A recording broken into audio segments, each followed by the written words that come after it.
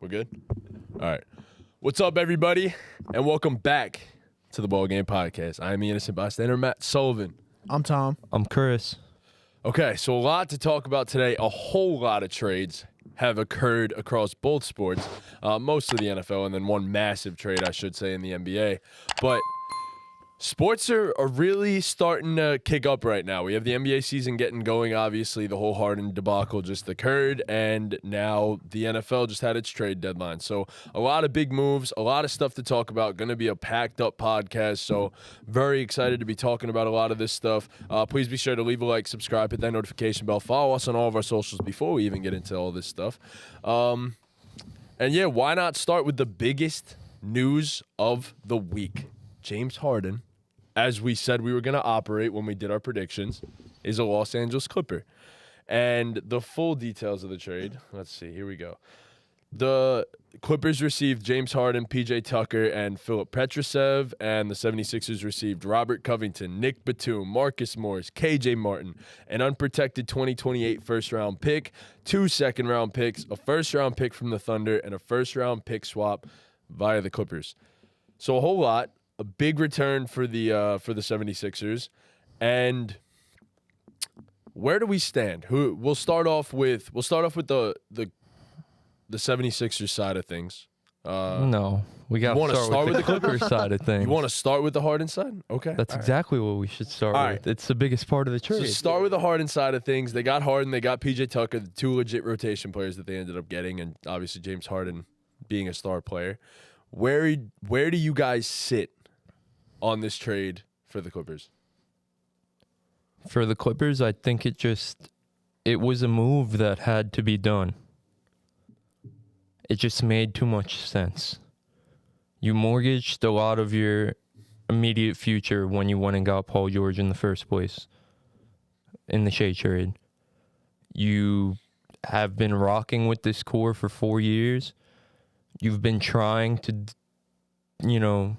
do this strategy of building a super deep team with a lot of wings who could take pressure off Kawhi and PG, and they lacked guard play, I feel like, for a lot of years. Also, the injury bug definitely got to them. Like, that can't be overstated. But they lacked guard play. So what do? They go out and get John Wall last year. It didn't work out, but the vision was there. Westbrook becomes available, they go and get Russell Westbrook. Now a guy in James Harden who's one of, if not the best pick-and-roll passer we've seen in our lifetime. Maybe like LeBron you'd put out of him. Other than that, Luka maybe, but that's it. So you get a guy who could operate in the pick-and-roll and make the right play and find his teammates. Yeah, he doesn't have the burst he once had, but you have 2 superstars in Kawhi and Paul George. And I think James Harden knows that. I think he knows, clearly he knows, because he went and played with Embiid and was second fiddle to Embiid. I don't think he'll have a problem being second fiddle to Kawhi and PG. So I think he's just going to help everyone. I think PG's been great to start the year, and PG's a guy who he could go get his own bucket, and he can handle the ball really well. Kawhi can too, but not to the same extent. So I think a guy like James Harden who could get Kawhi the ball in spots and run a pick-and-roll game. I mean, imagine a pick-and-roll with James Harden, and now you're letting Kawhi get to the short roll where he's lethal in the mid-range. You're just getting him looks and finding him in spots in the mid-range area where he thrives. And a solid passer. Yeah. Right. Like, Kawhi's number should go up. Like, Kawhi was already like a robot in terms of efficiency, but he should be even more efficient. I just think it makes sense for the Clippers to go all in. Kawhi and PG are free agents this summer anyway. You've been at this for 5 years. As is Harden. It made sense to just go for one last push. And right, Harden just made sense for them. And I think this trade takes them over the top. I think they're right there with the best of the West. Obviously, the Nuggets are in a tier of their own still. The Nuggets are in a tier of their own still. I'm not oblivious to that, but that second tier with the Suns and Lakers, I think the Clippers are right there in that tier. I would agree. Yeah. I want to point out that the pieces they gave up now draft capital, whatever. I think it did make sense to go and make the right now move. But, too often we see these teams go give up everything, get a star. Now they have no depth. That's what we said about the Suns. They went out. They had an offseason to fix that. The Clippers still have Norman Powell, Bones Highland. They got PJ Tucker. I'm missing someone. They got Plum Dog down there as backup 5. Yeah. Their bench is still good. Like, it's not just good enough. Like, I think it's they have good depth. And yeah, Harden is just a guy that I think is just gonna, on the offensive side of the ball, bring out the best in Kawhi and Paul George. And then of course there's always the question of, well, can they stay healthy? Regardless, I still think you make the deal. Like, you can't bank on not being healthy. You have to assume that you're going to get right and do what you need to do. And I saw a lot of people saying, "Oh, well, now you have 3 playoff chokers in Harden, George, and Westbrook." But like, it's just not that simple. Like, Harden now becomes the 3rd option on a playoff team, which he's never been. I mean, I don't think he played at all in the playoffs in Brooklyn, did he? And even then, he's probably the 2nd He option. barely did. Yeah, and when he did, he was unhealthy. Right. So, Hamstring, I think it was, or groin, whatever. and now Westbrook is far behind those guys, and he doesn't have to carry as much as he had to in the playoffs. So they're just all in different situations. So I don't think that's really a fair thing to say about this team either. But I love the Harden move. I'm right there with you. I think they're in that 2nd tier of title contenders, and if the Nuggets cool off a little bit, they could easily shoot up into that top tier and play with the best of the best. So as like the biggest Clipper guy here, I felt like at first when I saw this Harden move, I loved it. And I still look at them as a title contender. I thought so prior to, and I think of it even more so now. But my biggest thing with this is the fit between James Harden and Russell Westbrook. Like, in Houston, sure, it worked. But we're talking about now a scaled back version of James Harden. Russell Westbrook, who's going to play off the ball even more now. And I wonder how this all works. And the perimeter defense is still solid because obviously you have Kawhi, you have Paul George. PJ Tucker comes in, but PJ Tucker's pretty much just fucking washed. And then Terrence Mann. And I love Terrence Mann. I'm so happy they kept him. That was the name I was blanking That on. needs to be that can't be overspoken enough because keeping Terrence Mann is so important for this team. He's so damn good, jack of all trades, and I think personally though that it moves the needle, but it doesn't move the needle as much as people are making it out to be. For me, like they moved from like the team that I thought was like the 5th most likely to win the title to maybe being the 4th most likely, if that. Like, as I said, I don't know the fit between Harden and Westbrook. I hope it all works out, but I don't see it. Like, I don't see the vision with these guys, especially because like even Harden now is a guy that gets injured. So many dudes that are just completely injury prone, and I guess he adds a layer of protection too if say Paul George or Kawhi Leonard goes down, but all of these guys are injury prone. So I fear like come playoff time, what is it going to be? A banged up Harden? Kawhi maybe sits out 2 games. We hope Paul George is there. And yeah, I mean if they're all healthy, cool, it could work out for sure, but there's no guarantee it's all healthy. And James needs to accept a more off-ball role with this team because the other 3 will demand touches. So I need to see how that looks. I need to see how does he react to being off the ball more. Does he just stand around and do fucking nothing? How does it fit with Westbrook? And I mean, what's the health of these guys? You said like I agree with most of the things you said. Like they're valid concerns, but you said like 3 times. How does it fit with Westbrook? I don't think it necessarily has to be a perfect fit with Westbrook because there's so many other guys on this team. Yeah. Like, do he and Westbrook have to be able to share the court together at times? Yeah. Definitely, yeah. And I think they'll be, like, when those 2 guys are on the court, I think it's clear to everyone, including the 2 of them, that, like, James Harden is the guy who you want is the ball in his hands more. He's just more efficient in his touches. Yeah, Russ has just- been good to start. No, Russ has been Yeah. good. I'm not taking anything away from Russ, but I think objectively, just James Harden's more efficient better player, per yes. touch. So not even just a better player, he's just more efficient with his touches. So you want the ball in his hands. Westbrook, we saw it in Houston. I know he's not the same player. Obviously, a few more years under his belt, but he could play off him. He could cut. Like Westbrook has out of the two has shown more of a willingness to play off the ball in the past couple years. So that's why I think it'll be fun. And if it's not working, then you put in more shooting and you put Norm Powell in or you put Bones Highland in alongside. Like, Yeah, I would you have agree. other guys. You have a deep guard rotation. Do you? Like, yes, you have Harden. Yes, I mean, Terrence Mann. Terrence Mann. You I have guess James you could consider him Harden, a Russell guard. Westbrook, Terrence Mann, who's like a combo guard forward, whatever yeah, he is. whatever the fuck. you Norm need to put him at. Powell and Bones Highland is a deep guard Yeah. rotation. Yeah. Yeah. I just see Bones Highland kind of becomes like, I don't want to say useless for this team, but in a way useless. You can't have him share the floor with really Harden and Westbrook. So like he's not going to be on the floor when the both of them are in. I No, can he's assure you just of going to that. need to be in when they're not in. What is it, and 10 minutes? Be a spark. Yeah. It's important in the regular season, especially for a team, A team who that misses a lot is of going to games. is going to have an injury throughout the year, and then his Yeah. role changes for those games. Yeah. So yeah, he's important. Giving up all the depth they gave up, like every guy's important now. Yeah. Yeah. And that's also part They of still it have too. Amir Coffey. They were I forgot able about that. they were able to afford giving up the amount of depth they gave up. They like, gave up yeah, guys that they weren't really playing. like yeah, you anyways, probably so. would have wanted them to keep like one Rocco, yeah. of those wings at least, just to have some more versatility with your lineup. But I mean, like, you really didn't need all of those guys.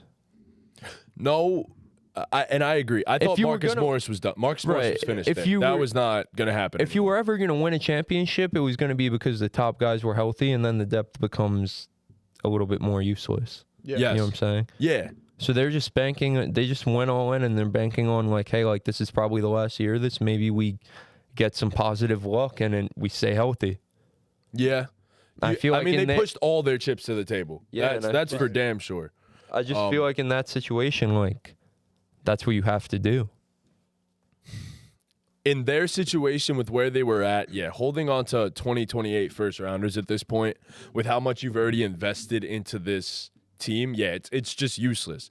Like I said, I like the Harden move, but I'm not over the moon about it like everybody else is for the most part. Like I see that there are obvious question marks. I see that there are obvious concerns with this team, and that will sit there until proven otherwise. Like that's just, it's that simple. Like in the end, I hate to put it this way, but it's the Clippers. And it never fucking works out. And it's James Harden, and it never fucking works out. Like he might, for all we know, end up on another team for the fifth time in 5 years, 5 different squads next season. And there's been history of if you add a guy before the season or in the season of this caliber, it doesn't work in year one.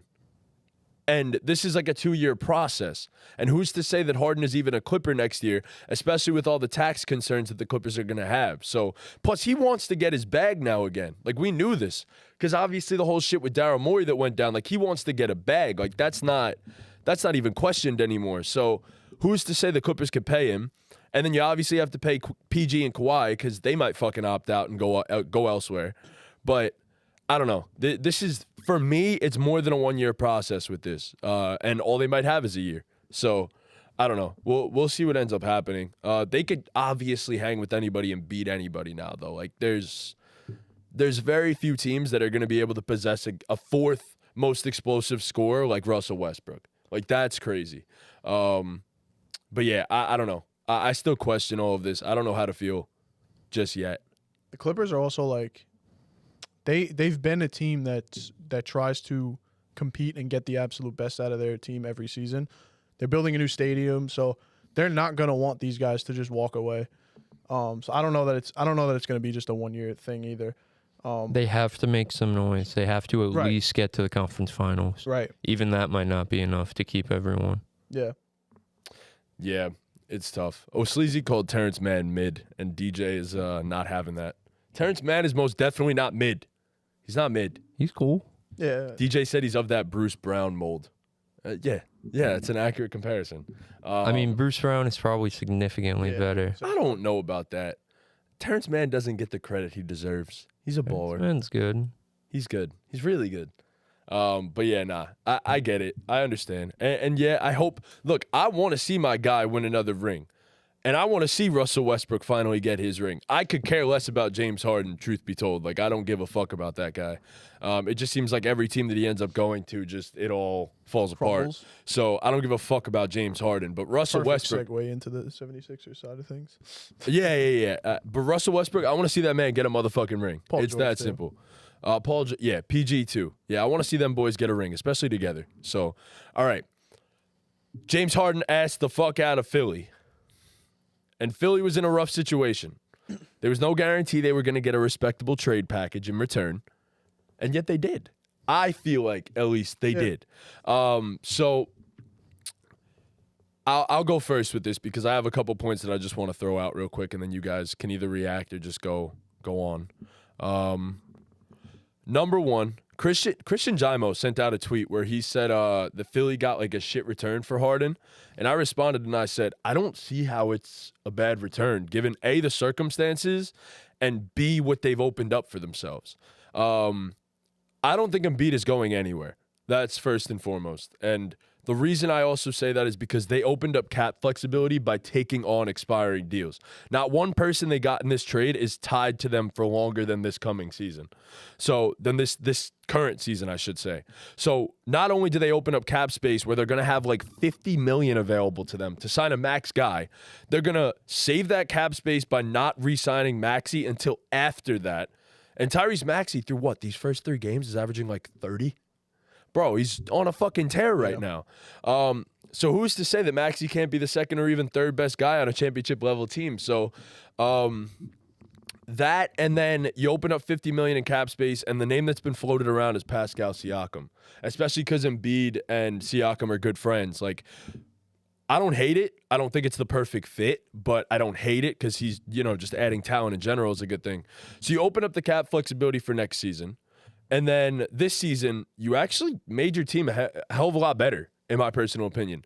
Your biggest question mark was perimeter defense, and you added Nick Batum, you added Robert Covington. KJ Martin could be interesting for you guys. And then, whatever the fuck Marcus Morris brings you as a basketball player. Nick Legend. I mean, yeah, Nick's legend. He just loves to shoot that fadeaway mid-range jumper. So, whatever Marcus Morris brings you.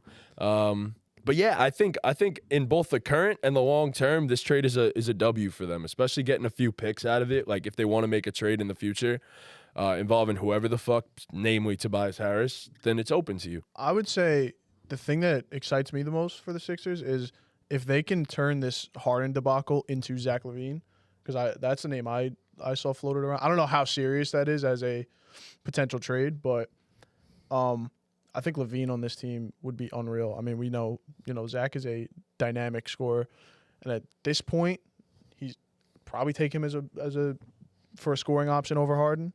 Playmaking, different story, of course, but I like Zach LaVine on this Philly team. I don't know that it's guaranteed that Embiid doesn't go anywhere. I mean, he's going to be 30, right?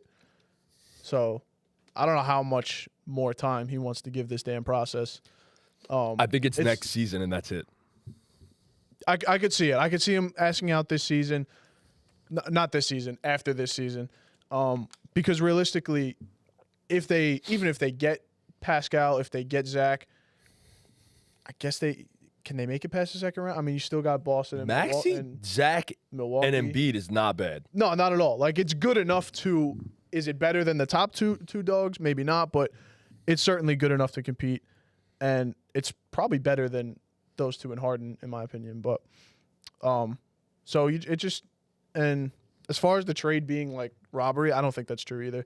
I think especially in the modern NBA, salary cap is an asset, like you said, and to gain that flexibility to go get, like you said, another star max level type player, that's a huge win.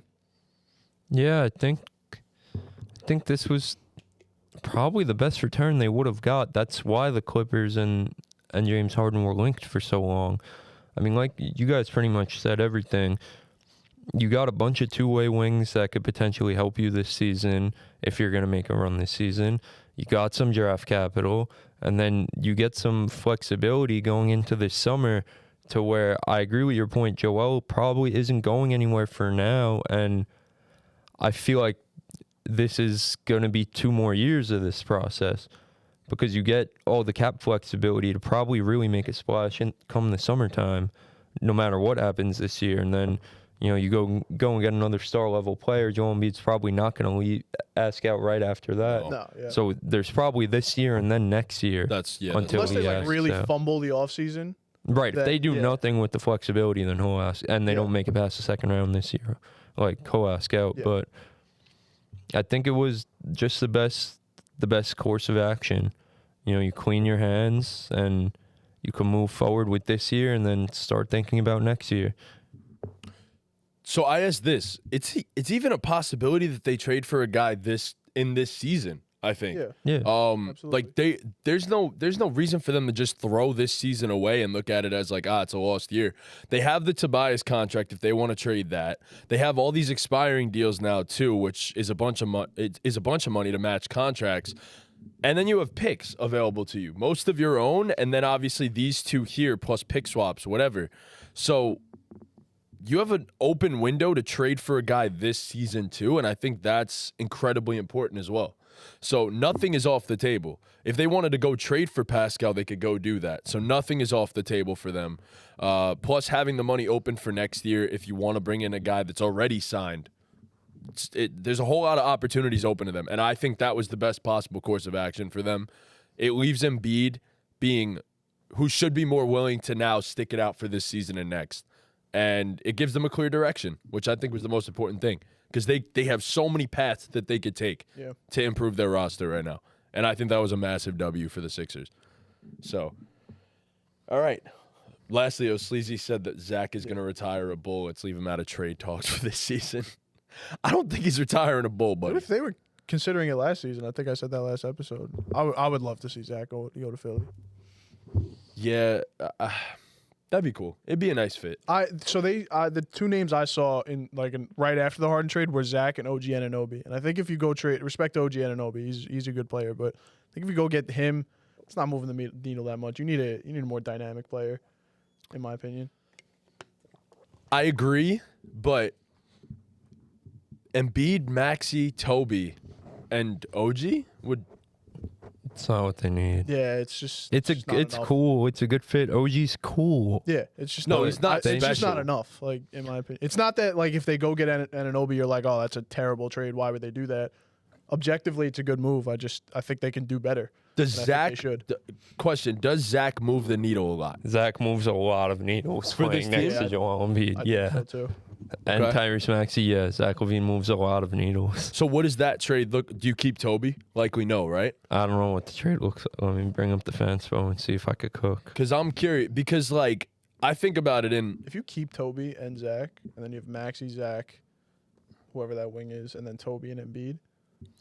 So my only question mark with that is again, yes, exactly. Who the defense? fuck is playing defense? Embiid's a great rim protector and all that, Right. good individual defender, but Zach is at best an average defender. Maxey at best can be a slightly above average point of attack defender, but even then he has size concerns on defense. And then Toby at best an average defender. Yeah. So who the fuck is playing defense for this team? I mean, that's my main question. Unless you're getting an Alex Caruso back, which would be fire for them. But outside of that, I really don't. The money doesn't work with Marcus Morris and Robert Covington. For Zach? Yeah. That's 37 M's. That's why I'm thinking, maybe you give up a Tobias Harris in this trade if the Bulls are willing to. Or get a third team involved and send Toby elsewhere, have Zach to the Sixers, and then the Bulls just get a whole lot of assets. I could see that too. But yeah, I don't know. That's the only thing I could really think of, because I think it opens up more possibilities where you could get defenders to fill in the slots next to Zach, Maxey, and Embiid. So would you prefer Siakam to Zach? No, I don't think he fits as well next to Embiid. Yeah, okay. I think the fit with Zach is just so perfect. Yeah. It works with all the guys they just got, Morris, Batum, Covington. It's just saying the recently traded thing. Okay. But then you'd have to throw in some picks.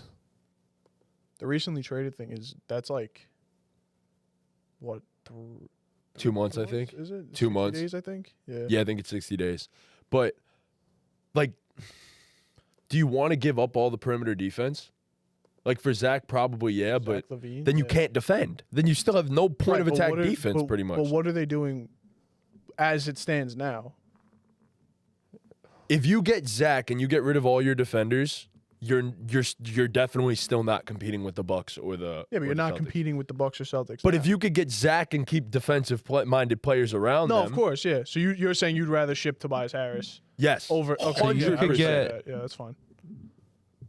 You could trade those guys and get LaVine and Torrey Craig. See, that I'm cool with. Getting Torrey Craig back to keep somewhat semblance of the defense together. But then Philly can't trade their 2024 first. Okay. I'm sure there's you could work around. that. You'll find a. You pick could to work trade. around that. You'll find picks to trade. Maybe the but, third team. but that's what I'm saying. Yeah. Reroute Toby to a third team and have assets come from either that side or whatever. That's what I would personally end up doing. Sleazy said, and somehow we'll still lose to us. Yeah, probably. Somehow, as if they don't have a literal Philadelphia God squad. second rounders. And then he goes, I mean, they got Pat Bev. Yeah, they have Pat Bev and DeAnthony Melton, who are great point of attack defenders, but I'm not sticking them on a wing confidently and saying, go guard Jason Tatum. No, I'm not Bev doing is that. A net. I'm not doing that. I need someone else to at least fucking bother Jason Tatum with height. So yeah, I don't think that works for them. So like Zach Dean. LaVine and Dean's Torrey upset. Subwags. Zach LaVine and Torrey Craig for Marcus Morris, Nick Batum, Robert Covington, a 2028 first rounder, top 5 protected, and a 2030 first rounder lottery protected. That's probably enough. I think you'd have to leave those unprotected. Yeah, something with the protections, maybe a swab or something in there. And I think too. that does get it done. Right? I think that does get it Yeah. done. seems- And that's a mover needle. A needle mover for the Sixers. You've I Maxey, totally Zach. agree. Yeah. Could start Craig at the 3. You Toby still at have the 4. Toby at the 4 and Embiid. You have who off the bench? Melton still. You still have And who's to B-Ball. say they can't- Pat Bev. You still have Pat Bev. You still have Kelly Oubre. Like, Yeah. yeah, that's a Who's to needle say mover. they can't move Toby? And you still After keep. that. I feel like you keep Toby. You can, yeah, but I'm saying if the defense you still is could really that move bad, Toby, yeah, you know? for a couple good role players if there's a team out there that potentially wants him. That actually values Tobias Harris. Maxey, Zach, Torrey Craig, and Tobias Harris around Joel Embiid is like elite spacing. Like Oh, yeah. elite No, for spacing. sure, yeah. for sure. It's almost like the perfect team. That's what I think. Yeah, I just still think you would need one more defender with that team, Yeah. offense wins champion. personally. Not, Yeah, you but could but probably use no, that. it Not doesn't. with no defense. I get it, but It doesn't. All right. Lastly, Christian said to Sully, I believe both teams lost the trade in the long run. Morris wasn't a part of the LAC rotation. Batum is 35, and Rocco is a good role player. Philadelphia has to flip assets into something. I don't see how both teams lost the trade in the long run, though. I feel like long term, Philly got better. I feel like it helped them No, they didn't very get clearly Better. in the long term.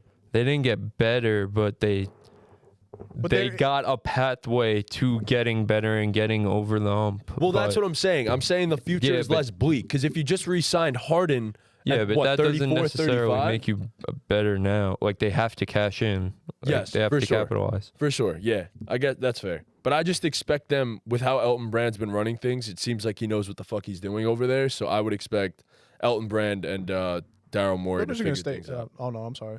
I thought we were talking about the Clippers. No, Clippers I saw something else. Clippers have a great owner. Like, they're great up front. Yeah. No, I thought you were talking about for the Clippers' future. Nah. The Clippers' future is fucked. Yeah. Like, let's just get that out of the way. If Harden walks this offseason, then you probably have Kawhi and PG let's see, maybe we could go to a different place. And then if you get nothing back for all three of the guys, man. you are fucked. That's rough. Like capital FUCKED. Like all of them are capital fucked. So it's bad. Miss the being on the pod. Life just got in the way, homie. Yeah, Dean, we do miss you. But yeah, so that's how I feel about that. Like, I don't know. I just, long term for the Clips, I don't know how to feel about that. They could be really in a shitty They situation. were already in a shitty situation. That's true. Yeah. That's true. It was over with anyways. All right. We just talked about the trade that happened this past week, but a whole bunch of trades happened the last few days in the NFL as the NFL trade deadline just passed. We'll go over a few of them. We don't need to go over every single one because some of these are just far less important than others. But yeah, so is there a deal that we specifically want to start off Is with? there a deal? Is there a deal that you guys want to start off with? I there's question the that deal. because there's a few big ones. So We'll let the commie fan start. All right. So I posted on Twitter after the Commanders lost this past weekend to the Philadelphia Eagles a picture of Montez Sweat, Chase Young, Jonathan Allen, and Daron Payne. And I said, end of an era, broken heart. Matty J said, who gets traded? And I was at work. I started typing back to him. I'm like, honestly, I could see all of them getting traded. But I never hit send on that tweet. But, man, I didn't really believe it. I just... Words, bro, words. he's so sad. Yeah. I just... It's like he's a lifelong fan, honestly. It seems like he's a No, it's lifelong just... fan. There's a side of me that does get it. There really is. You're going to fire Ron Rivera. You're going to fire the GM. You have a new owner. You're going to bring in a whole new, regime. Maybe that's Eric Bieniemy as the head coach. We don't know. But they're going to bring in a whole new regime. Why pay guys that the new regime isn't even there for? Like, that's putting them in a hole. You pay Chase Young to this point has been overall disappointing in his career. Like, let's keep it real. Yeah. He's shown some tools. He's been great this year. He was my dark horse defensive player of the year. Like, he's been fucking great this He's year. living up to it. And he has all these tools, but he hasn't lived up to the hype. The team as a whole, the defense hasn't produced. Oh, my God. It's been dog shit. Under this Ron Rivera tenure with all these guys. So I get it from that aspect. Rivera's but, gone. man, it's only so often that these elite freak of nature athlete edge rushers come around. And I just... You didn't have one of them. You had two of them. Yeah. I just personally feel like when you have those guys and they're young and they're due for a contract and maybe the production isn't all the way there yet, like a Micah Parsons coming into the league and setting the league on fire immediately. Sometimes it takes time, but I think those guys are still worth the contract. You need edge rushers. And it just, once they traded Sweat, I was like, all right, like, cool, they're going to pay Chase Young. Like, I definitely understand not wanting to pay both of them. I really do. Yeah. You could draft someone else in the near future. Like, I understand it. It's a lot of money to pay two edge rushers who probably want premier edge rusher money. Right. Like, it's a lot. But once they traded Sweat, I thought it was like, all right, like, they're going to keep Chase Young. They're going to pay him. And they got less for him in the trade. I guess that's... Bro. That didn't make sense to me. So, It's probably the injury tax. the injury tax and the fact that Chase Young is probably going to ask Yeah. for more money also. okay. Then His- Sweat, just yeah. because of name, Right. draft pedigree. Right. Yeah. His contract is going to be worth more. So, to that extent, I get it. Oh, man. I just... Like, I get it. The Commanders' defense has been so underwhelming this year, but I just feel like those two guys on the edge were, like, the lone bright spot. And Payne. And John Allen. The whole D-line, but specifically those edge guys, like, I feel like they've been really good this year. Like, Chase Young is having a breakout year finally. He's having the best year of his career so far. And then Montez Sweat's solid as a rock and elite in the run game. So, I don't know. But they just haven't been winning games, and they haven't been stopping people from scoring. I feel like it was kind of like, yeah, if we have this level of production from our offense and we can't win games, like we're never going to win games. So, yeah. and one thing is that I've noticed about the Commanders, Ron Rivera does not seem like a guy that thinks he's going to lose his job, if that makes sense. Like, he thinks he's got the greatest security he's like, we of got all time. time. You know, like, he thinks he can still figure it out. And Pack your bags and get on your riverboat, Ron. Yeah, man. Yeah, I think for the Commanders side of things, it's rough to lose those guys because they are, like you said, talent like that doesn't come around. Tools like that don't come around too often. And it's just like every season for the past, I'd say two or three seasons, you look at this D-line and you're like, yeah, they're going to kill it. And the defense as a whole, and they just never do. And it really sucks, especially when your guy Sam Howell has games like he had, and now the team got worse. So now it's going to be harder for him to succeed. It's just more high scoring games. Yeah. That's what upsets me, bro. As if it wasn't high scoring in the first place. Like, that's why it really is hitting home for me, because Sam Howell finally had, I mean, not finally, he's been showing flashes all year, but he had like a breakthrough where he got sacked one time in the game. That was it. Bro, he had such a breakthrough that I texted in the chat and gave him like all the flowers possible. Bro, he only got sacked one time. That's what I said last week on the podcast. I said, the pocket presence is definitely concerning, but the most concerning part about it is that it hasn't improved throughout the course of the season to that point. And then you have this game going against one of the premier D-lines in the league, and he navigates the shit out of it. He's obviously, we know about the ball placement and the throwing talent and the arm talent, and when you're asking him to throw 50+ times a game too, he's going to have a lot of yards and potentially have a lot of touchdowns. Right. But that was their best play, was letting Sam Howell drop back. That was their best chance to get yards and to score, and he was exceptional, bro. So they have a chance to win the game. Terry had, I feel like they were not balls the greatest. That he threw ball weren't very good. But he had two chances back to back on 3rd and 4th down where on similar catches. We've seen Terry McLaurin make that play a million gajillion times. So they had a chance to win the game too. So it's just. So I don't want to dive in deep to Sam Howell just yet because I do want to talk about this trade and I don't want to forget about that. But I thought that was the best he's looked and most comfortable he's looked navigating the pocket. And the biggest difference there was also he would take his 3-step drop, 1 hitch, 2 hitch max, and have a decision. He'd make a decision quick, and he knew that rush was coming in. So the beauty of that was it got him hit less. It was far better throwing lanes because it was quick. It was very quick. And what a fucking crazy thing it is that you utilize another first-round receiver in your fucking offense at some point. Like, holy shit. Jahan Dotson finally came to life. But they used him in different ways, but one thing that I noted as I was watching the game, he mostly got used when Curtis Samuel went down, because for whatever reason, Curtis Samuel fucking operates as their number 2 receiver. But yeah, whatever. I mean, what a surprise. You use a first-round receiver as you should, and he's productive. But yeah, regardless, back to the whole trade. I found it interesting because it's one thing if you have to start cutting ties with guys because you're paying your quarterback.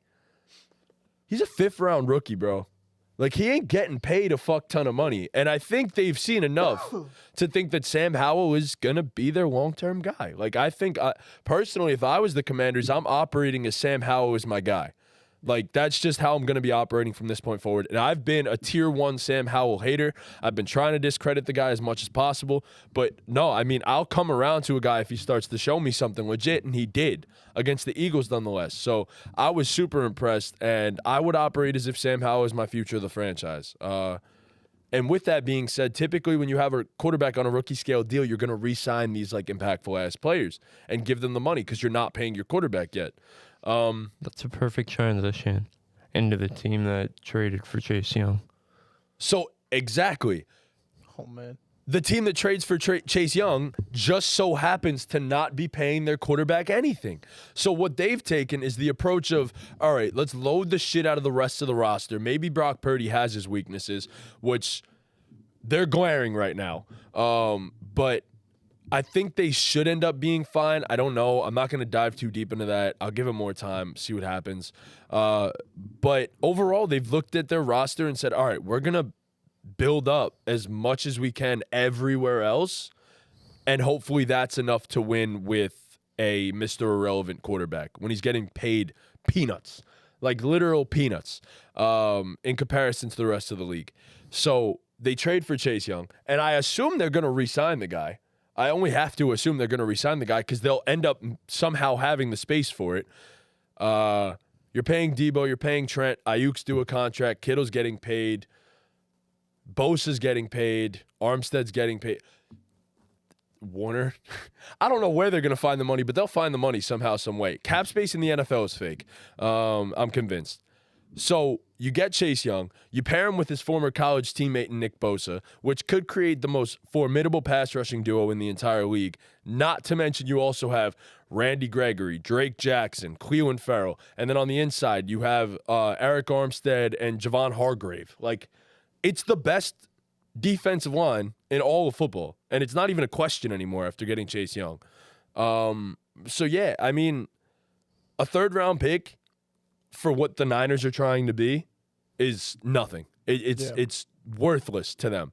So to get a player of this caliber for that, 100% worth it. It feels like, I think you said something like this last week. It feels like the Eagles and the Niners are the only teams that realize guys like this can be traded midseason. You said something like that last week? Yeah.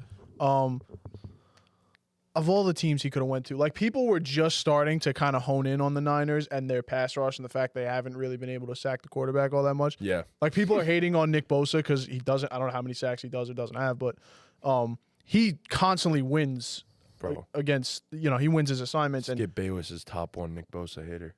Whatever. He's fourth in the league. He's in still, win percentage. he's having like a terrific season, and Chase Young is not far down that list.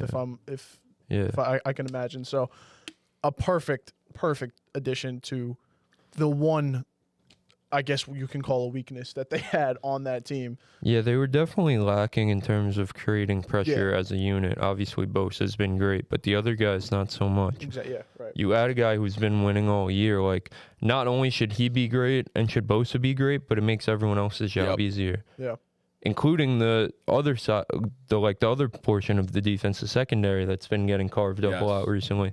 Having an elite pass rush only makes their life easier. We thought they were going to trade for a corner. Yeah, I thought they were going to, after they traded for Chase Young, I thought they were going to get Jalen Johnson too. And then shit would have got real scary. Oh my God, bro. I'm surprised he didn't get traded, especially after not getting a contract. I saw an alert that was like the trade deadline ends in 30 minutes. The Niners are nearing another big trade. I'm like, what could they possibly? Yeah, I thought that I saw that shit too. That's when I was like, I wouldn't have hated if they got Adore. Even just anybody, honestly, at that point. Yeah, but if they got Jalen Johnson, shit would have been real scary. Been fucking crazy. He's the perfect. He has to go. They have to trade for him because they'll unlock him and he'll be like a top 10 corner in the league. You know what's crazy? He's already been according to PFF, the second best corner in the NFL. Yeah, no, he's elite, and he fits their style of defense perfectly too. He's super physical. Like he'll blend right in there with all those guys. Yes. No, I agree. I think that would have been perfect. Oh my God. My boy. I thought Jalen Johnson would have been perfect for them. And Jalen Johnson, bro, he's an amazing corner, so he would have fit really anywhere in general. But speaking of the Bears, exactly, they get Montez Sweat. I don't feel any type of way about it. I think it's cool. So, like I said, I think if they lacked pass rush, like very much so. So whether it's through the draft, a trade, or free agency, whatever it is, I feel like this was one of the biggest weaknesses on this team. And I think we all know with their 2 picks in the first round of this coming draft, it's probably going to be quarterback, receiver. Likely Marvin Harris. Right. And Caleb, or Drake May, like whatever it is, it's probably going to be quarterback and receiver. It sucks for Justin Fields that he's injured, but at this point, I don't know how you could have him in your long-term plans. Mm-hmm. Considering there's 2 generational quarterbacks on the board. But it's cool to get Montez Sweat. They'll pay him because they'll have the money to do so. Yeah. Which is what's so surprising about Jalen. That doesn't make any sense to me. He's proven he's one of the best corners in the league, and you're just not giving him a big money deal when you're going to have a quarterback on a rookie contract or already do with Justin Fields. Yeah, you said it. You said it perfectly. I don't think Fields is their long-term plan either. He will get a shot elsewhere, though. I can almost guarantee that. Guys like this will get a second shot. Do I know where? No, I have no idea. Potentially Atlanta. I would like to see that fit.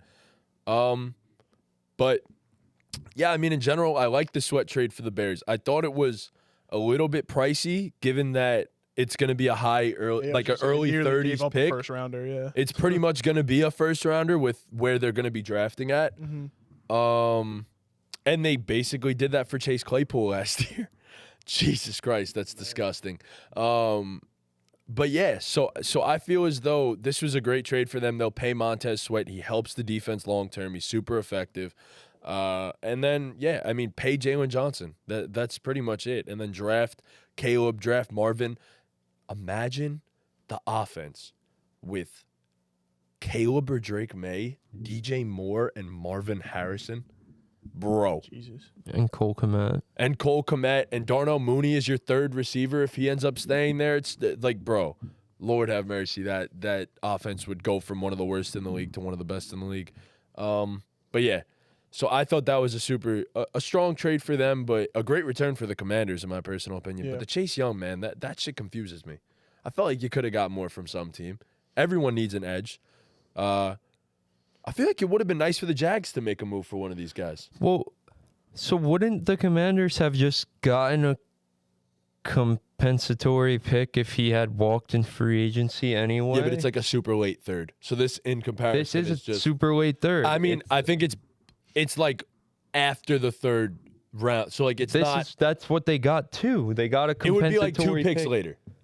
Right, that's what I'm The saying. compensatory pick. They would be moved 2 picks Chase Young to move up 2 picks in the third round, basically. Yeah, later. Pretty much. Sick. the end of the third round. Well, yeah, but Wait, So this what? is the end of the third round. Yeah, So yeah. this is like what, pick 90, 96? as opposed to getting 98. Exactly. That's what I'm saying.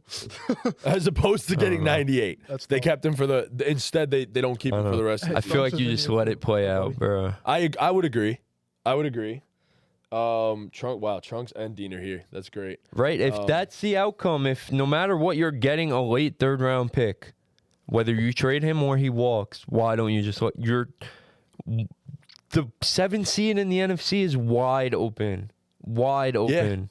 Yeah, it is. Wide open. Or trade him to a team that's going to get you a better third You round showed pick. you could compete with the Eagles not once but twice this year. The Eagles are the cream of the crop. It's just weird though, because that is the good team that they compete with, and then Every it's like time, yeah. any other good team, it's like well, we can't hang with them. I don't know. I don't know why you just don't let it ride it out. It's really confusing.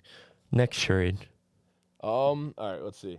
So this isn't gonna mean much. I'm just gonna throw this out there because he's a good player and they got him for nothing. The Jags got Ezra Cleveland, offensive guard, really good offensive guard, might I add, for a 6th-round pick, which also didn't make much sense. Pretty to me. cool. Their O-line's going to be pretty So dominant good. now. Yeah. So good. It's a good get. Vikings add Josh Dobbs after the Kirk Cousins injury. First of all, let me just say, Kirk, wishing you the speediest of fucking recoveries. He's the nicest guy in the NFL, and this sucks. Like, straight up. This shit sucks. I heard him and Aaron Rodgers already spoke, and he's going to be He better be. he's going to be using the doctor that Aaron Rodgers did, and he's going to be doing a lot of the same treatments as better Aaron be. Rodgers, I'm pretty sure. So that's awesome. That's great to hear. I think Rodgers actually reached out to him to like help him Yeah, through that's this. sick. So that's awesome. Like, shout out to Rodgers, man. Him, He's- Rodgers, and J.K. Dobbins. What a trio. What a trio. What a trio. Rodgers and JK became the best of friends. Like, have you Yeah. seen some of their Yeah, Pat I have. McAfee things? Yeah. Like, they're a great duo. Yeah, they're so funny. Expect him on the Jets next season. I'm so dead ass. Yeah. Like, he will end up signing with the Jets next season. As the back, JK. He's a free agent after this year. I'm pretty sure. Thought you meant So, no. JK will end up as the backup to Breece Hall, and I think it's the perfect place for him. But yeah, like, it sucks. It really does. All these quarterback injuries right now. Kirk out for the year, especially because the Vikings were hitting their stride, bro. Like, they were becoming a good football team. And now now it's over. It's all over. So they're going to see what they have out of Jaron Hall this week. We'll wonder what that's going to be. 5th-round rookie out of BYU. Shout out Zach Wilson's school. Another Mormon. Exactly. So we'll see what ends up happening there. Josh Dobbs will likely have the job the following week. So there's some quarterback competition there. All right. Outside of that, Bro, the Grady Jarrett injury sucks too. Yeah, it does. Torn ACL, bro. Your Yeah. teams are having it rough so far this week, Not the dude. Dolphins. But yeah, so the Grady Jarrett obviously tore his ACL, unfortunately. Jalen Ramsey. The other trade, our only trade, which I thought there was more to come after this, and there was apparently. Adoree Jackson was traded, but they just didn't report it to the league office in time, which fucking sucks. Where was he traded to? I don't remember what the destination was, but apparently, it was the Niners, I think. I'm pretty sure it was the Niners with a destination, and they just didn't report it to the league office in time. Wow. So, like, it didn't get through. Somebody's losing their job for that. So yeah, that happened, and yeah. Anyways, the Giants ended up moving Leonard Williams to the Seahawks for a second and a fifth-round pick, 24 second and a 25 fifth. I thought there was no chance we were getting a second-round pick for Leonard Williams. This was a fucking great return for us. I think so too, yeah. Amazing return for us. I absolutely loved this, and I'll miss you, Leo. You were great for us. Yeah. But time to move on, and I'm a big Seahawks fan now because they got two of our guys on that defense over there, and Julian Love and Leonard Williams. So, yeah, Seahawks are really fucking good, dude. You said it coming into the season. They might win the division. Yeah, I mean, this is just They have the leg up now. a great. they're up. Yeah, this is just a great trade for both sides. I feel like. That might have been fake. Dean said that I think that was fake. So whatever. But it felt like the Giants and Leonard Williams marriage was going to come to an end sooner rather than later. Felt like this was almost inevitable, I feel like. So to get a second and a fifth rounder when Chase Young just went for a third and Montez Sweat went for a second is huge. crazy. Right. And then for the Seahawks, I mean, their D-line, specifically their edge, has been great this year, surprisingly. Yes. They've been generating a ton of pressure. And now you add Leonard Williams, who could do that from the inside and also be really good against the run. I think it just bolsters an already really good defense playing at an elite level. Yeah, agreed. That team is going to be really fucking good. Thing is, their offense hasn't even really hit their stride Nope. either. No. The Not even defense has remotely carried close. them. DK's been hurt. JSN is starting to pick it up, though. Yep. That's Yeah. nice to see. Tyler Lockett just had his biggest game of the season. Ken Walker just got banged up a little bit, but Zach Charbonnet looked really Charbonnet, fucking good. Like, this is a scary offense when they're healthy. They got to get their O-line healthy, and then they'll be firing on all cylinders. Like, the Seahawks are legit. I had a futures bet for them to win the Super Bowl, actually. They were one of the three teams that I put in. Unfortunately, the Giants were another one of them. But yeah, no, I like this a lot for the Seahawks. I thought it was a little too much to pay up, truthfully, in my opinion. But as a Giant fan, I was fucking ecstatic when I got that alert and it said second round pick. I was like, this has to be a fake report. There ain't no fucking way. And then, Rappaport tweeted it, and I was like, wow, There it is. It's for real. So yeah, big shout out to the Giants, man. Like what a haul, and the Seahawks are legit. They're a scary team. Not a team I'd want to come play come playoff time. So, is that really it? Is that really all of them? The Bills got Rasul Douglas and a Yes. fifth-round pick for I think he Packers' fits them. third-round He pick. fits them well. Third round pick is a little too much in my opinion. But you got a fifth back, too. Yeah, So, like, but it's cool. Bills needed it. Yeah, I guess it it's comes cool. out to It's a cool. fourth for the Yeah. play. Donovan Peoples-Jones to the Lions for sixth is cool. I think he's gonna He should end up help. doing well there. Yeah. That's Oh, Pretty Dean much, said yeah. talk about me, Cole. Wow, cool. that was like a week ago. It was, but cool. Doesn't mean shit. Yeah. We talked about Kevin Byard. We did. Yeah. We don't really have to talk about Contavious Street Can I going to the. Can I just say real quick that Van Jefferson getting traded to the Falcons is fucking hilarious, given that he Yeah. just dropped the game, the potential pass that could have Yeah. led a game-winning drive. What a guy! What a guy! He's gonna be out of the league next year. He's fucking horrible. Yeah. Oh my god. Yeah. That's the trade deadline. It was cool. It was calm. Not like the NBA trade deadline, obviously. And kind of got overshadowed by James Harden, I'm not going to lie, a little bit, the NFL trade deadline. But Yeah. I mean, look at how much we talked about Harden versus how much we the talked about entirety Harden. of the NFL trade deadline. Yeah, but that's the trade deadline. We got to talk about it. Late last night, going to bed, get the notification Josh McDaniels Oh, fired. The GM also fired. How do we feel? Long time coming. Thank God. I mean, yeah. Josh Hey. McDaniels God. Not that the Raiders are wherever a like top franchise, but he drove them into the ground when no one thought it was possible. And poor Devontae, like that guy clearly does not want to be there. He's but so just, happy now. they I can say. can't- I think he's happy now. Like not happy, not happy. Happier. Yeah. Bro. I read that. Well, actually, I didn't read it. My brother told me. Shout out Clem. My brother told me Shout out Clem. right before I left today that the Jets were in talks to get Devontae and Evans, and it just it fell through. Neither team wanted to trade. Wait, them. what? The Jets were trying to get not and Evans. I'm sorry. The Jets were trying to get Devontae Adams or Mike Evans. Oh my God. And the I was gonna say both. not both. That's fucking nuts. But that would have been kind of crazy. But yeah, as far as the Raiders, yeah, I mean it's just a long time coming. I had Joe Cruz told me on Monday night. He said, "Yo, it's Devontae Adams' first touchdown today. It's a lock." I was like, "Bet, how much you throw on it?" He's like, 50. Whoa, oh my But I'm about God. to double down. I'm about to throw another 100 on it. I'm like, bet. If you throw another 100 on it, I'll throw 50 on it. Like, I'll ride you. Like, if you're that confident, like, then you're going to hit and I'm not going to place it and I'm going to be sad while you're celebrating. So I was like, all right, like, let's ride. Like, if he gets his first touchdown, we're going to get butt naked here at work. Like, that's how it's going to go. Bro, those motherfuckers turn the ball over. They recover a fumble. Jimmy G drops back. Devontae runs a double move. I'm like, oh my God, he got him. He fucking got him. Bro underthrows him by like 5 fucking yards.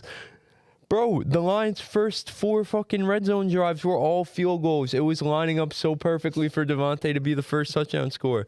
And then the Raiders just had a drive out of nowhere where they didn't throw the ball once. And they got Josh right to Jacobs the end just zone. drove right down the field. That was I the best pretty Jacobs sad. has looked all year. Yeah, but Josh McDaniels' play calling has been super sketch since he's gotten there. It's almost been like he's been trying to sabotage. So, it was time to move on. It was time to move on.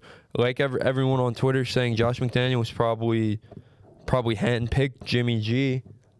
Most definitely right. handpicked Jimmy Right. G. Considering he got benched 6 Most hours after he got definitely fired. handpicked Right. Jimmy G. Not a coincidence. And that clearly didn't work. So, yeah, not only is his play calling ridiculous, but he set the team back by trading Derek Carr and acquiring Jimmy G, that being the guy. So, yeah, it was a long time coming. I'm shocked that Devontae didn't get traded. If this was what they were like, if they were going to fire everyone, like fire the GM too, I'm really shocked Devontae didn't get traded. I'm pissed that he didn't get Yeah. traded. Honestly, as a football fan, that man should be on a good team. I think he's guaranteed gone in the offseason. Yeah. But apparently he asked for a trade earlier this year, and the front office told him, yeah, no shot. Like, you're not getting traded. I wish he did. I don't care. I didn't care what the destination was. I'm kind of sad that no receiver ended up on the Chiefs or Bills, because I was kind of hoping that would happen and it'd be more interesting for the league. But yeah, I mean, Devontae needs to be moved. Probably still can be moved for a first-round pick, I'd assume. He's still that damn good. It's crazy because, like, for a guy that cares so much about his legacy and, like, what he puts up and how it, like, where he ends up on the all-time receiver list, too, missing out on a 91-yard and 65-yard touchdown kind of hurts a little bit. I'm not going to lie. So, Yeah. Jimmy G was awful. He's really bad. Has been awful. No longer good at football. And shout out to the Raiders, man. It was a long time coming, as we all said. And McDaniels is out, Ziegler's out, and I must say, the whole direction of the Raiders organization was just so puzzling to me. Like, I didn't see what their vision was at all. And typically, like, with the GM, ideally you want to have a vision. And I'm not saying, like, me as a normal guy should understand what your vision is because, you know, I'm not in your seat for a reason. But sometimes I really do wonder, can I do a better job than what, like, some of these fucking GMs end up putting out there? I mean, on Madden, I do pretty well. So, like, I'd like to think I could do, like, half Pretty much decent. the same thing. Exactly. So yeah, I'd like to think it's at least half decent. Bard's in the chat saying Drake May is greater than Sam Howell. Like, no shit. Obviously, he's Bard? better than Sam Howell. Yeah. Oh, my That's dog. What up, bro? Can't believe. Wondering Hunter who called Renfrow Clem a didn't get horrible traded. commission. Yeah, I don't know how Hunter Renfrow didn't get traded either. Yeah, Dean, you're probably right. He most likely is a Jet this coming off season. But yeah, no, like in general, I thought that McDaniels had it coming. Nobody seemed to like him, might I add. And Josh Jacobs was asked after the game, "How do you think you fixed the offense?" And he said, "That's not my job. Not my job, yeah. That's not my job. That's not my job." And Devontae was spoken to after the game and just straight up said, "I have no words. I don't have anything. Like I don't even know what to say." Man. So you McDaniels guys definitely lost the locker room by that point. Like it was. Lost implies he had it at some point. You're probably right. Yeah, you're probably right. Like, I mean, it how seemed long have like we heard those it reports? was just consistent. Like it seemed special treatment for like Jimmy Garoppolo too. Yeah. Like he wasn't being held accountable for when he played piss poorly. They weren't winning games because of him. They were winning games in spite of him. Losing games. The defense was actually playing pretty well. Max Crosby is different, bro. But yeah, I overall, I think this was the right move, and they got to figure out their long-term quarterback. That's point A right now. Yeah, and Josh that's Jacobs number will probably be gone this offseason, and Devontae Adams will be traded. Yeah. That's what I think will end up happening. So, yeah. I don't want to talk about the Raiders anymore. So, the games we'll cover from this week, because we're on a tight schedule. Sorry, everyone. Chiefs, Broncos, Jets, Giants, Bengals, Niners. That's it, right? Yeah. Because it's 2:30. Yeah, that's pretty much All right. it. All right, where are we starting with? Start with the Jets, Giants. Yeah, you got four's your guys'. I don't have shit to say about this. I'll don't start have off that and much just to say say about that it was a dog shit game. Like I've never wanted a game to end in a tie in my life. I literally It was sat meant there. to be. I literally sat there and said this game needs to end in a tie. Tommy DeVito is some guy that his nephew works for the Giants, and one way or another he got him a job. He was probably working at like a pork store in North Jersey last week, and they said, "Hey, you want to come play quarterback?" And then people were like online complaining that why aren't we throwing the ball? And it's like you got this random kid in at quarterback, and I'll say Did you watch the preseason at all or no? bits and pieces, yeah. He wasn't bad. No, he wasn't. What I'll say is, I was kind of on the fence about both sides of that argument. So, an undrafted rookie, he came in the game into shit conditions. You know, bad weather. Waller was out of the game by that point. Against the Jets defense, his first snap was like 3rd and 9, and it's just not. And they were up. So why is he going to throw the ball a lot? You know what I mean? Why are you going to risk it? But at the same time, the guy's a quarterback for a reason. Let him throw the ball. And if you really didn't trust him like that, bro, why are you elevating Yeah. him? Go- Why don't you just sign somebody off the fucking Yeah, street? go Like, at this Wildcat with point. Saquon. When I saw that Saquon was their emergency Emergency quarterback, I was like, QB. yo, if we get to see Wildcat Saquon for the rest of the game. But anyway, It'd be more entertaining than whatever the fuck they put on the field. No, that was horrible. 23 punts, Bro, combined punts was the most. I think it like, was ever. -6 net passing yards for the game. Yeah, it was a horrible game, and no one should be subjected to watch it. No, I actually didn't even go back to watch. I didn't bother going back to On the watch Jets this side game. of things, I mean, they had Brees Hall ripped off a 50-yard touchdown. They couldn't run the ball for shit after Yep. that. And that wasn't even a run. Yeah. That was a pass. Yeah, that's right. That's true actually. Only other guy that was making plays was Garrett Wilson As per for usual. the Jets. Yeah, and it was just an ugly game. Like the Jets didn't know how to play football until the end of the fourth quarter when, Gano handed them the game. Bro, you know another thing? That Gano field goal, like he's hurt. Yeah, He's been hurt. yeah, But he's not using it as an excuse, which I respect that, but he's been hurt. yeah. So it sucks as a Giant fan, obviously, that we lost against the Jets of all teams. Like, if it was anyone else, Yeah, it's I'd whatever. be sitting here like, you know whatever. what? Good job, guys. You fought hard without your quarterback, and let's go. Tank for Caleb. Or Drake. I don't give a fuck. Either one. But yeah, so like, all in all, I'm just mad because it was the Jets. And I was in a group chat with a bunch of Jets fans, and it was like me, Lav, and like one other person was a Giant fan. Mm-hmm. So shout out Lav. And it was just, we were getting made fun of as if like the Jets did something. And I'm Yeah. like, bro, you guys are acting like you just won the fucking Super Bowl. You beat Tommy DeVito. he sounds like a casual Staten Island kid, Yeah. if we're being honest. Yeah. That's a quarterback in the NFL. Like, that is a practice squad quarterback that you beat. Congrats. Like, what am I supposed to tell you? Everyone knew that Saquon was getting the ball every time. Every single time. With a bad offensive line, might I add. And congrats, you beat us. Like, what are you talking shit about? Like, there's nothing to talk shit about. Like, we were in a win-win situation, to be honest. If we lost, fuck it, whatever. Like, we could use every excuse in the book. If they lost, Yeah, I would have talked all the shit in the world. Because, like, you have no business losing that game. And they were in position to lose that game. They didn't. But you know what? You were in position to lose that game, and that's not a good thing. Dean said, I think it's the fact that the Jets played the worst game ever and still beat you.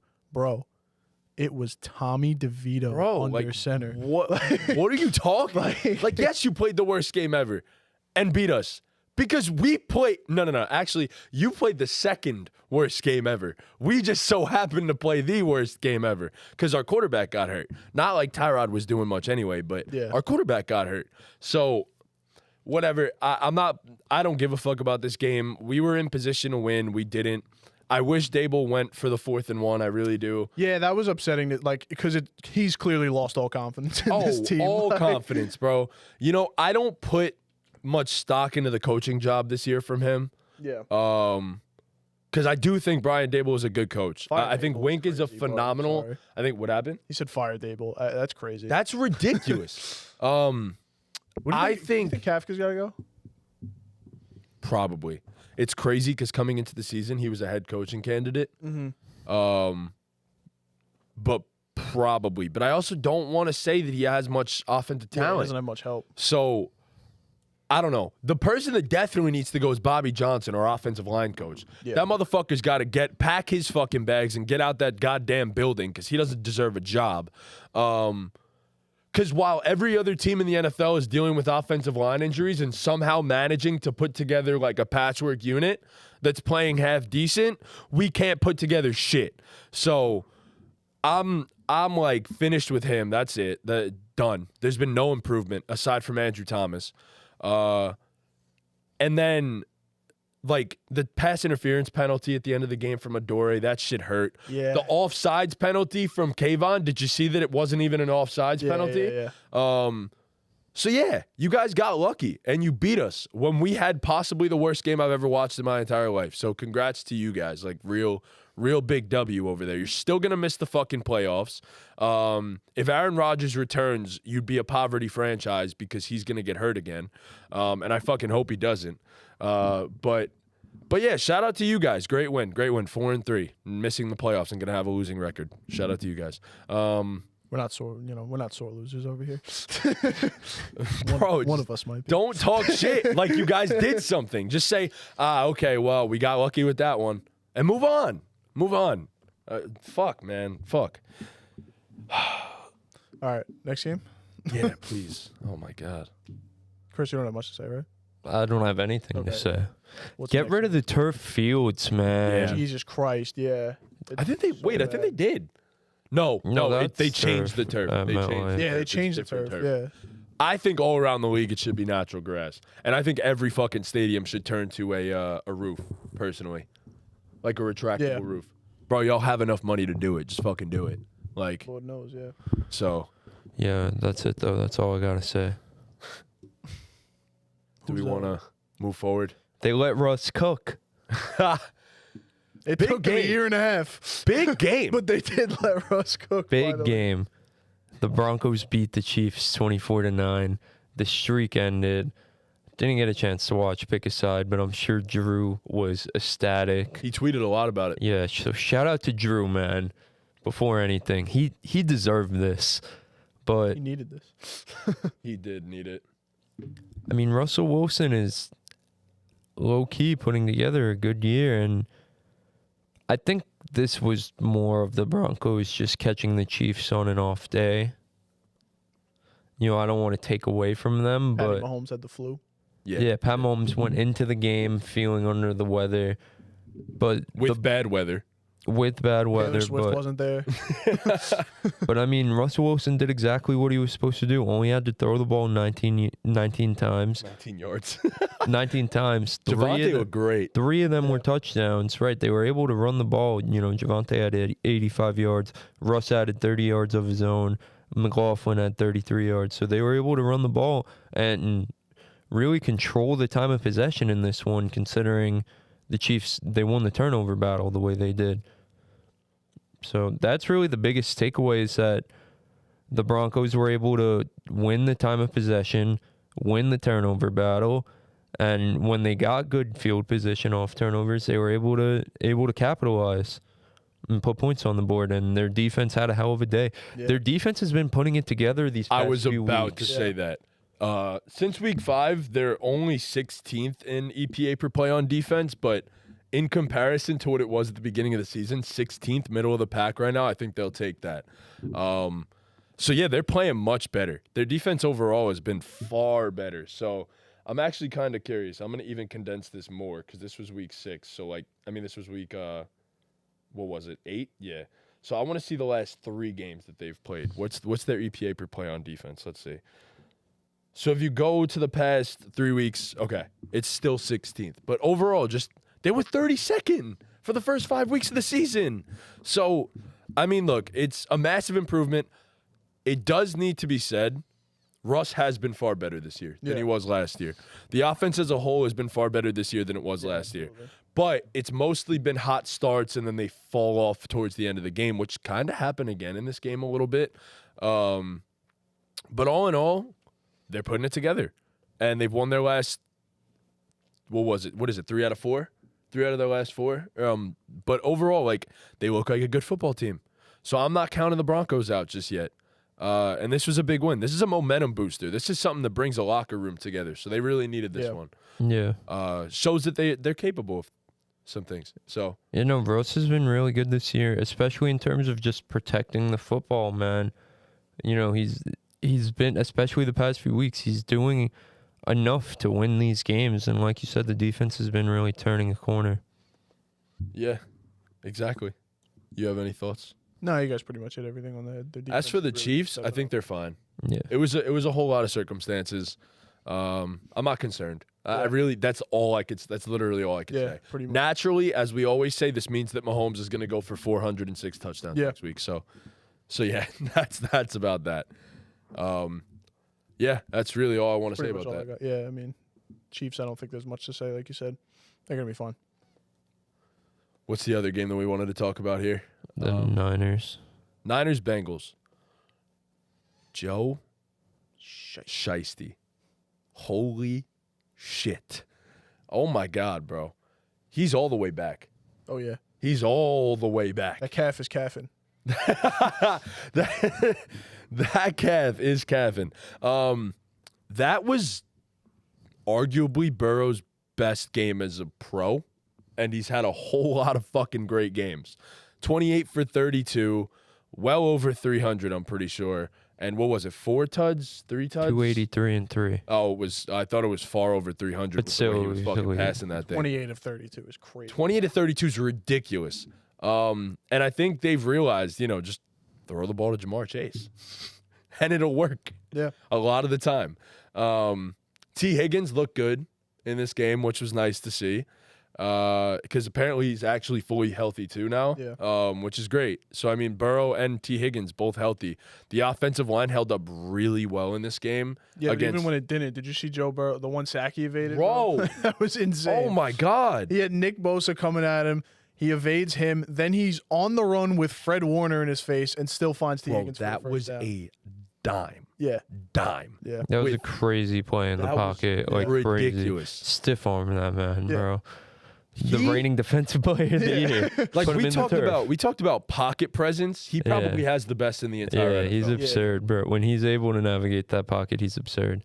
This is a great, this is probably as good of a win as you could get in the regular season. Exactly. Coming off the bye, started your season 1-3, you made your way back to 500. This was going to set the momentum for the rest of the year. You don't get another bye.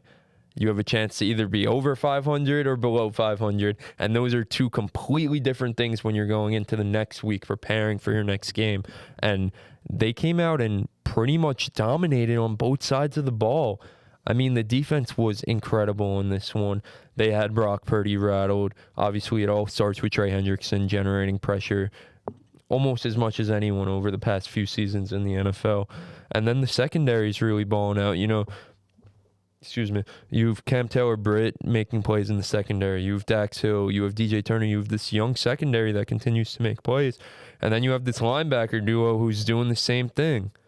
Yep. So there was just a complete game. Like you said, Joe Burrow was elite. Jamar Chase has been special so far this season.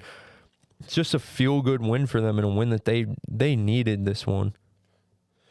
I also don't want to understate the fact that Debo and Trent Williams are not playing still. Yeah. So when those dudes are healthy, this is obviously still a great fucking football team. But Brock Purdy's showing clear weaknesses right now, dude. Like, obviously his first, 13 games, he barely turned the ball over, and now he's becoming a turnover machine. Mm-hmm. He gets pressured a lot. Yeah, exactly. When it's not all perfect for Brock Purdy, he's iffy. And mistakes, yeah. Look, I said it on the podcast last week. I picked the Bengals to win this game, and I said that if Sam Darnold played, I was going to pick the Niners. And if Brock Purdy played, I was going to pick the Bengals. And I'm not sure Sam Darnold would have made all that much of a difference. But as I said, the ceiling with Sam Darnold is there, but the floor is just so much, or at least we thought the floor was so much lower. And now Brock Purdy's showing he has a pretty shitty floor too. So I don't know. I think the 49ers will be fine all in all.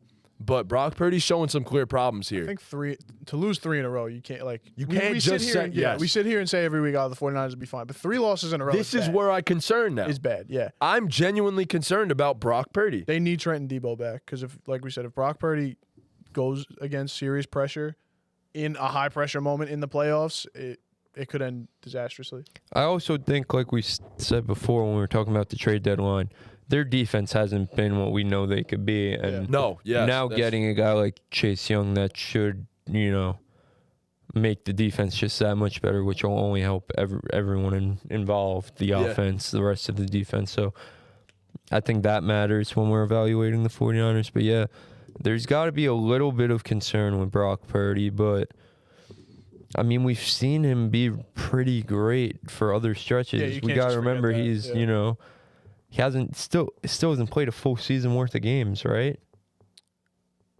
No. Right. He's at I think 16. Yeah, so, still a young quarterback in pretty much his first full year.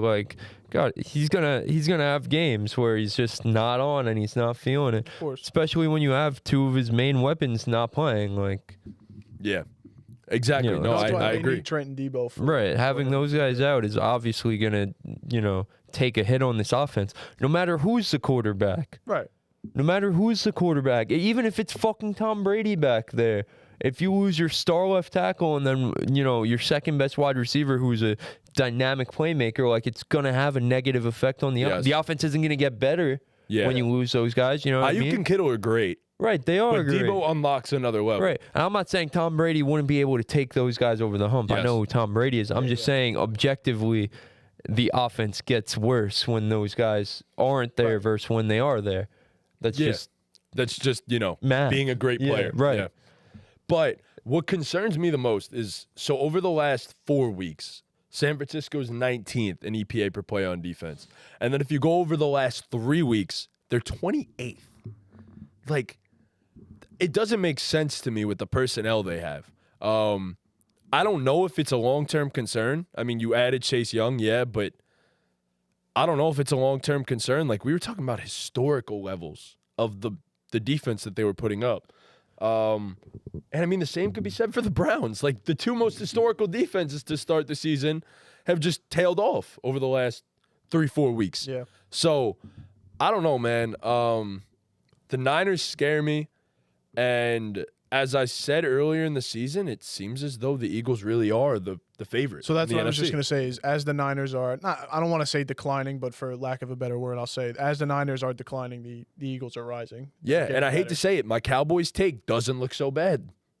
from last week. So, like, yeah, I think Yeah, they dominated. it appeared like, yes, the Niners demolished the Cowboys, but I also just think that was just a really shit game. So I think the Niners will end up being good come playoff time, but They're beatable. yes, They are exactly. beatable. 3 weeks ago, we looked at them and said, "Yo, they're not going to lose a fucking Right. game." Yeah. And now I look at them and I'm like, they could definitely be handled by The Eagles probably still look pretty unbeatable in terms of teams in the NFC. yes, 100%. But the Niners look like, a team like the Cowboys, the Lions, and Seahawks, I think, are in the... Obviously, I favor the 49ers by a long shot against, like, the Seahawks or the Lions, but those two teams can also compete. I'm glad you didn't mention the Cowboys in that, because I don't think I favor the Niners heavily in a matchup with the Cowboys. I'd probably favor the Cowboys just because they were my Super Bowl pick, but...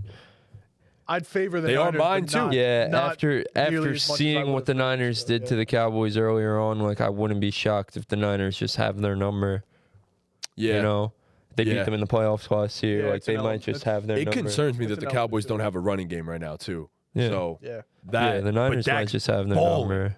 Dak is balling at this current moment. So, but Yeah. no, the Niners concern me for sure. They're not unbeatable anymore. Yeah. The Eagles are the favorite in the NFC, and it's just that simple, and that's how it's going to Yeah. be.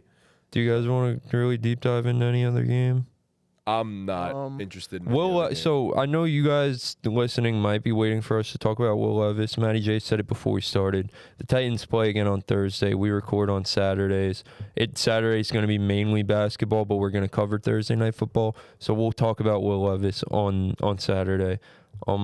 The other games, though, I do want to say I called the Panthers getting their first win. Yeah. So Shout out to you, And I bro. was horribly wrong about the Cowboys. Shout and out to you, Rams. bro. So it balances out. Wait, Yeah. you picked the Rams in that game? Yeah, I did. Oh, yeah. Yeah, no. No, I think But yeah, like Chris said, I also don't want to dive too deep into the fact that he played that well because it was one game and it was kind of an unexpected thing. So teams didn't really have a chance. And yes, it's a short week, so maybe he has another big week. But against the Steelers pass rush, I want to see how does Will Levis look. So, the rest of these games really didn't have much of an implication on anything, though. man, you're Falcons, bro.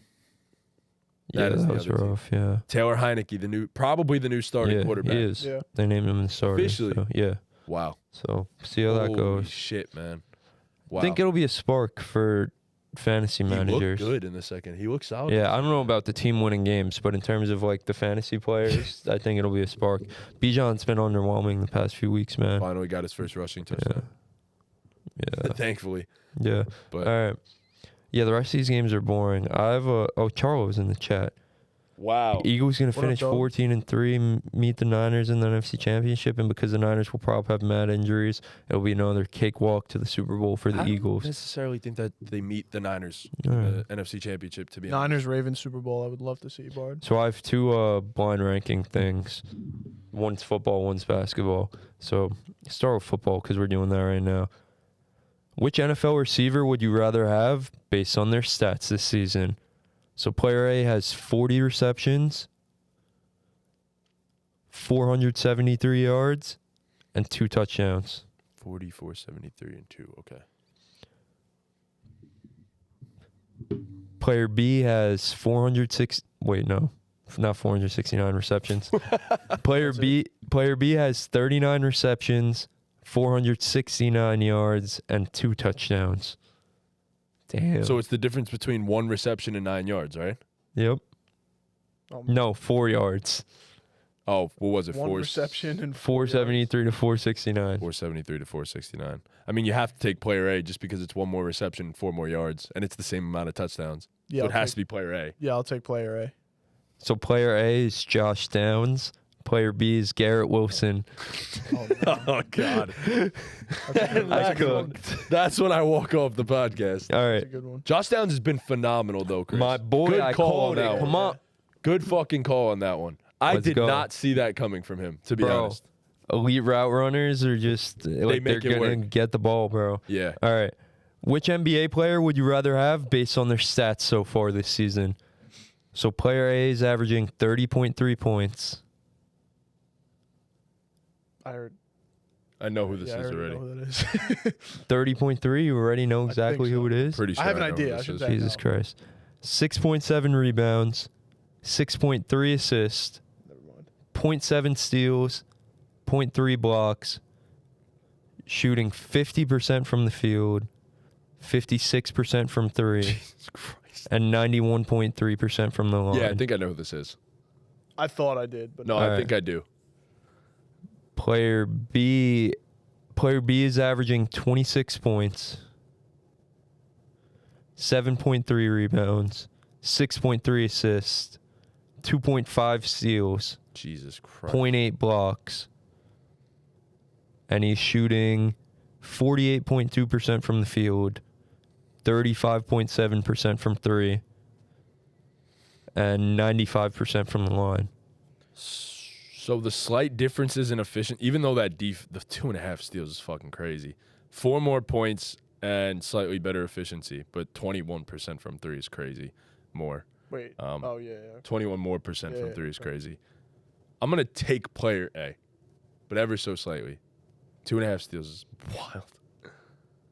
I think player A- Efficiency's overrated. I'm gonna take player B. Can I guess who player A is? Is it Shea? Player A is Shea? No. No. Player B is definitely Shea. So player A is Tyrese Maxey and player B is Shea Gilgeous-Alexander. Fuck, I fucking knew it. Efficiency's overrated. I thought when you said 30, I thought it was gonna be Cam Thomas. For That's. sure. I knew the two players were Shea and Tyrese. I just thought it was flipped. I think I was thinking about doing Cam Thomas, but that was so obvious if I did Cam Thomas. Like Yeah, because he's assists averaging like and fucking no 1.2 rebounds, assists, yeah. 0 rebounds, and Yeah, 34 yeah. points per game. Is he Yeah. for real? Quick Cam question. Thomas? Do we think He's a that's bucket. gonna He's like not a real 35 bucket. points per game, but is Can he do 24 20? realistic? I feel like guys who could get to the free throw line, like that's pretty sustainable when you're Okay. getting to the free throw line, and he's getting to the free throw line at a pretty good clip right now. So I think, you know, if you're getting fucking 7 to 10 points just off of free foul shots, like you're gonna be pretty legit Yeah. as a scorer. Yeah. He definitely still leaves a lot to be desired in terms of his like overall game, but in terms of a scorer, like he's a bucket. He's a professional scorer. Yeah, he is. Yeah. He get 20 with his eyes closed. Yeah. Like he's a walking 20. Really, so far this season been a walking 30. He but deadass might be their answer. Like he might be He is the their half-court go-to offense. scorer. Yeah. Yeah, honestly. So, and Ben's been solid. that's what Jock Vaughn said in one of his interviews. He said Cam Thomas is really understanding that like so far through this year, like sometimes we're gonna have to, you know, run a free-flowing offense and your shots will come, but you got to play within that offense. And then other times we just need someone to get a bucket, and Yeah. he's that guy. So like, and he's starting to understand when he has to The do balance. right. Yeah. So if he's getting that balance done, you know, the defense and the playmaking and all that other stuff really doesn't matter. Can be made up by the rest Right, of the guys like around him. yeah. Like if he's an elite scorer and he's doing it efficiently, like he's gonna have a role. Yeah, yeah, So- for sure. And he should be in that starting lineup with them, personally. Yeah. Ben Simmons could be their point They're guard, bro. fun, It's that man. simple. They're They are. fun. They are. Especially like obviously Claxton's elite at what he does, but with Claxton being out the past I few was games, about to with say Ben that. Simmons at the 5, they've been fun, bro. I was about to say They're exactly getting up that. and down, Their bro. spacing's ridiculous. Yeah, they're without getting up Claxton. and down. And Ben looks good. Ben's look Ben cool. really does look good. He's scored double digits in back-to-back games for the first time in like forever. Yeah. So shout out Ben. Shout out the Nets. Wow, a little random talk about the Nets there.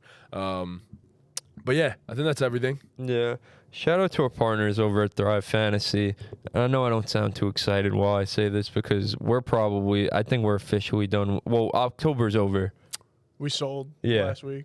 We really, Second to last week. we sold real bad. Damn it, bro. We fought hard, and we fought till the end in Proptober, but we just didn't get the job done. But make sure you guys go sign up for Thrive Fantasy and use code BallGamePod for a first-time deposit match up to $250, and hopefully fade our picks. I guess I don't even know what to tell you Listen to guys. us. We I sold. think I hit this past week in ball in our ball game bets, yeah. in ball game bets, yeah.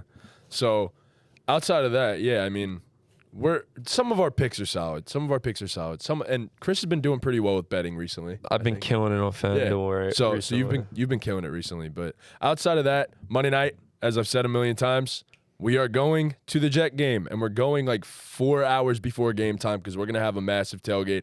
And you know what app we used? We used SeatGeek because SeatGeek is the best ticketing app on the market. They grade each deal on a scale of 1 to 10, with green being a good deal and red being a bad deal. If you use code BallGamePod, keep in mind on your first purchase with SeatGeek, it's $20 off. Again, code BallGamePod for $20 off your first purchase with SeatGeek.